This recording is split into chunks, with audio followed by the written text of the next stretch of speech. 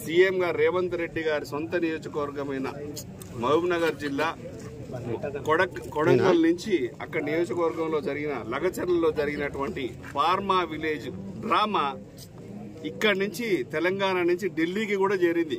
గత మొన్నటి నుంచి ఢిల్లీలో కూడా SC commission, ST commission, human rights, మహిళా కమిషన్తో అందరికీ ఇవ్వడం జరిగింది. సత్యవతి రాథోడ్ గారు రాష్ట్రపతి గారికి విన్నవించుకున్నారు కూడా. వారు రేపు ఎల్లుండి పర్మిషన్ కూడా వస్తుంది. అక్క కూడా తీవ్రంగా ప్రయత్నం చేసింది. గిరిజనుల పట్ల జరుగుతున్న అమానుషమైన చర్యని, ఈ రాష్ట్రంలో జరుగుతున్న దమనకాండని దేశంలో మొత్తానికి చూపెట్టడానికి ప్రయత్నం చేయడం జరిగింది.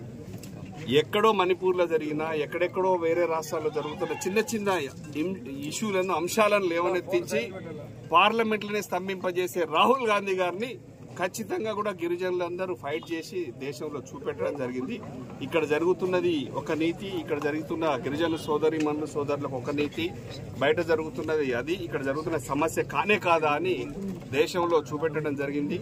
దీని మీద ప్రత్యేకంగా రాహుల్ గాంధీ శ్రద్ధ తీసుకొని ఇక్కడ జరుగుతున్న దాని మీద కాన్సన్ట్రేట్ చేయాలని దేశం వైపు, ఢిల్లీ వైపు తీసుకెళ్లడం జరిగింది. కమిషన్లందరూ కూడా చెప్పడం జరిగింది. ఇవన్నీ జరుగుతున్నప్పటికీ ఇక్కడే ఉన్నటువంటి ఇది ఒక గిరిజన నియోజకవర్గం మహబూబాబాద్, ఇల్లెందు గిరిజన నియోజకవర్గం, డోర్నకల్ గిరిజన నియోజకవర్గం, మహబూబాబాద్ పార్లమెంటరీ నియోజకవర్గం గిరిజనులది. ఇక్కడ గిరిజనులందరూ కూడా ఏకతాటిపై వచ్చి సీఎం రేవంత్ రెడ్డి చేసే కొడంగల్ నియోజకవర్గంలో వాళ్ళ కుటుంబం కోసం పెట్టుకున్నటువంటి ఫార్మాని అవసరం లేకుండా, అవసరం ఉన్న 14,000 ఎకరాల భూమి హైదరాబాద్ లో కేసీఆర్ గారు తయారు చేసి పెడితే అక్కడ కాకుండా ఎక్కడెక్కడ తీసుకెళ్లి అమాయకులైన పేదల భూములు లాక్కునే ప్రయత్నం చేస్తున్నటువంటి దుశ్చర్యని, గిరిజనుల స్త్రీలను, మహిళలను, గర్భిణీ స్త్రీలను కూడా చూడకుండా వేధించి కొట్టి అనేక కుటుంబాలు జైల్లో ఉంటే వాళ్ళకు బెయిల్ కూడా రాకుండా పోతుంటే, ఇప్పటికైనా కూడా ఒక ముఖ్యమంత్రి, ఇక్కడ ఉన్న సోదరులు, ఇక్కడ ఉన్న ఎమ్మెల్యేలు, ఎంపీలు, ఇక్కడ పక్కన వీళ్ళందరూ కూడా గిరిజనుల సోదరులు కాదా? వాళ్ళు గిరిజన ఎమ్మెల్యేలు కాదా? గిరిజన ఎంపీలు కాదా? మీ వాళ్ళకు జరిగిన, మన వాళ్ళకు బీసీ, ఎస్సీ, ఎస్టీ సోదరులందరూ జరిగిన అన్యాయం కాదా? దీన్ని ప్రజలకు తెలియజేయాలని ప్రజలు ముందుకు వస్తే మీరు ఆపడానికి మీరు రాళ్ళేసి కొడతామని చెప్పారు. అది ఎంత దుశ్చర్య, ఎంత సిగ్గుపడాల్సిన అంశం. ఆ రాళ్లకు ఈ రాళ్లకు తేడా తెలుసుకోలేనంత అమాయకంగా ఉన్నారు మీరంటే, దీన్ని మీ వివేకాన్ని, మీ తెలియతనాన్ని, తెలియకలతనమో తెలియ తక్కువతనమో మనం చూసుకోవాలి, ఆలోచించుకోవాలి.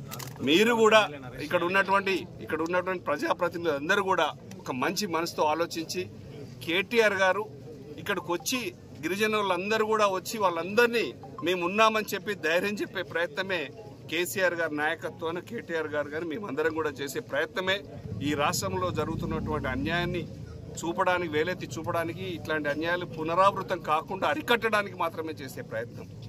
అయ్యా కాంగ్రెస్ పార్టీ నాయకులకు నేను కూడా చెప్తున్నాను, మీరు ఈ దేశంలో ఉన్న 2 రాష్ట్రాలలోనే మాత్రమే రాజ్యంలో ఉన్నారు. మీరు మిగతా రాష్ట్రాలలో మీరు ఎలా తిరగలరు? ఇలా చేస్తే మీరు తిరుగుతూనే ఉన్నారు కదా ప్రతి రాష్ట్రంలో కూడా. ఎక్కడ పర్మిషన్స్ మీరు ఎక్కడికక్కడ ఆపుకుంటూ పోతే మిగతా 27 రాష్ట్రాల్లో మీరు తిరగలరా? ఒక్కసారి మీ మనస్సాక్షిని పరిశీలించుకోండి, ఆత్మసాక్షిగా బిహేవ్ చేయండి. పేద ప్రజలు ఎవరు ఇబ్బంది పడుతున్నారు, గిరిజన స్త్రీలు ఎక్కడ ఉన్నారు, ఇవంతా జరుగుతుంటే కూడా ఏదో బుకాయించుకుంటా టైంపాస్ చేయకుండా ఖచ్చితంగా కూడా ఈ పర్మిషన్ ఇస్తానటువంటి అధికారులు కూడా, నేను కూడా చెప్తున్నాను ఒక రాజ్యసభ సభ్యునిగా, మెంబర్ ఆఫ్ పార్లమెంట్గా నేను కూడా చెప్తున్నాను, అధికారులందరూ కూడా ఇవన్నీ అధికారం శాశ్వతం కాదు. పక్క రాష్ట్రంలో కూడా జరిగింది చూశారు, అక్కడ ఏం జరుగుతుందో తెలుసు.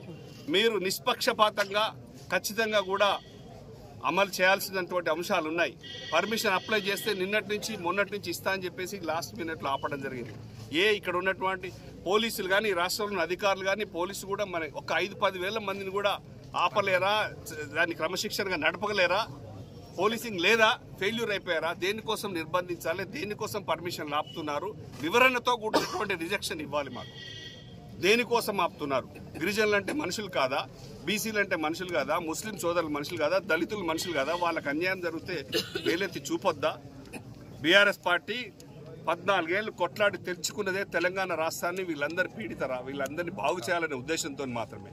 వారికి అన్యాయం జరిగితే కేసీఆర్ గారు ఎట్టి పరిస్థితుల్లో ఊరుకోరు. దీన్ని కొనసాగుతూనే ఉంటుంది.